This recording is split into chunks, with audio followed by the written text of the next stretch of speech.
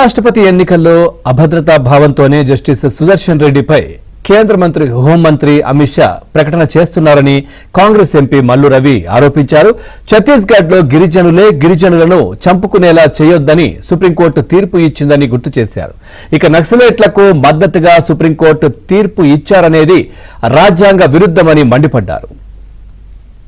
పెట్టి చెప్పడం ద్వారా రాజకీయ లబ్ధి పొందాలనే అమిత్ షా గారి స్టేట్మెంట్ ఇచ్చారు. కానీ వాస్తవం ఏంటంటే సుదర్శన్ రెడ్డి గారు ఛత్తీస్గఢ్లో సల్వాయి జుడుమని ట్రైబల్స్ ఒక ప్రత్యేకమైనటువంటి వ్యవస్థను ఏర్పాటు చేసి ఆ ట్రైబల్స్ను కొట్టుకొని చంపుకునే వ్యవస్థను ఏర్పాటు చేశారు.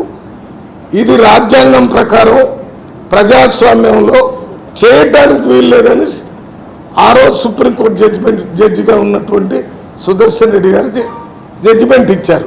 ఇది సుప్రీంకోర్టు జడ్జిమెంట్, సుదర్శన్ రెడ్డి వ్యక్తిగతంగా ఇచ్చింది కాదు.